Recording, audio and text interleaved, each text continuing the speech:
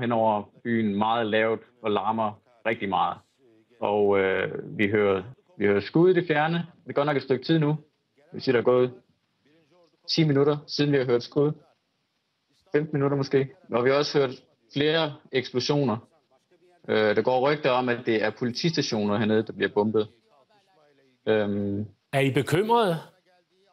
Ja, det må man sige. Ja, selvfølgelig er vi bekymrede. Det er jo ikke normalt at se militæret køre på vejen. Altså, vejene ligger øde. Der er ingen ude. Der var en eksplosion igen. Ja, det kunne man tydeligt høre. Hvordan prøver I at følge med i, hvad det egentlig er, der foregår? Der var en stor eksplosion. Jamen, sociale medier, fjernsynet. Vi kan jo kun gisne. Vi ved, hvad andre folk ved. Det er jo svært at sige noget ud fra at se nogle lys, der flyver hen over himlen og eksplosioner. Men det er situationen. Jeg kan prøve at gå udenfor, så I måske kan se nogle lys. Altså hvis du mener, at det er sikkert nok at gå udenfor, fordi de der eksplosioner lyder meget voldsomme, er det også et man kan høre? Det er det, ja. Højt væk.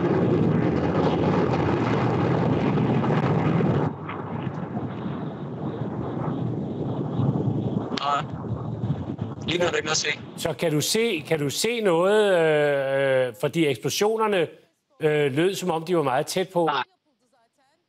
Ja, det lyder meget tæt. Jeg kan ikke se noget umiddelbart. Men altså, I kan se gaderne her. Der er ikke mange mennesker, der har fulgt Erdogans opfordring om, at tyrkerne skulle gå ud på gaden? Der har vi et fly, og der er 2 fly.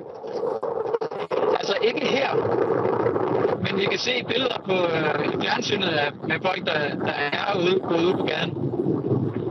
Og vi så kampvogne køre ned ad gaden lige for et øjeblik siden. Så det er ikke lige her, hvor jeg befinder mig, at der sker noget, men det er tæt på. Det er tæt på. Jeg er på en hovedgade, der hedder Tunale, som er deres festområde, kan man sige. Det er sådan her, hvor folk går ud for at drikke og hygge sig om aftenen, og der er shopping i dagtimerne.